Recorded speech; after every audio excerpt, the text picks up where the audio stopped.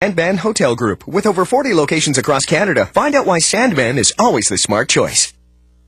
The new BlackBerry 10 was released today, and the Canadian company behind it, Research in Motion, is so confident it'll do well, it's changed its name to BlackBerry.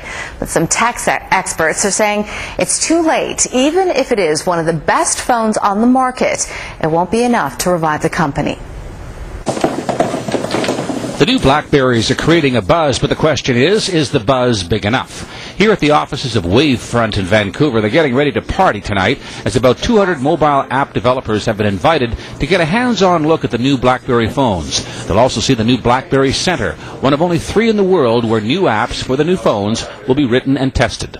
There was a report that was issued by Startup Genome last week, and it ranked Vancouver 9th in the world in terms of a startup ecosystem, but number 2 and number 4 in terms of talent and entrepreneurial mindset. And that's up against Silicon Valley as sort of the gold standard.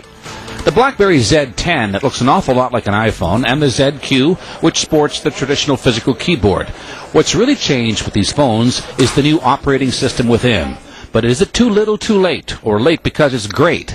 These phones have been in development for 15 months, and the release delayed a full year. The technology race, and especially in smartphones, you can't afford to be behind for even a month. So the fact that they delayed this operating system for over a year is definitely going to hurt them. And when it comes to mobile devices, the hardware can often be secondary. Software applications or apps are king, and the Android and iOS operating systems are light years ahead of BlackBerry. At last count, Apple has 750,000 apps out there. Android isn't far behind with 675,000, and then there's Research in Motion with 70,000. But the good news is that BlackBerry has gone out of its way to simplify the process for developers. BlackBerry's made it really easy for developers to make apps for the new BlackBerry 10 operating system. So if you've developed an existing Android app, it's really easy to reskin that and make it a BlackBerry app so you can get it up and published right away. We often here in North America forget that BlackBerry is active in 35 countries around the world. So we only see the North American piece. We don't. When you go to India or when you go to Indonesia or Africa, BlackBerry is the phone of choice.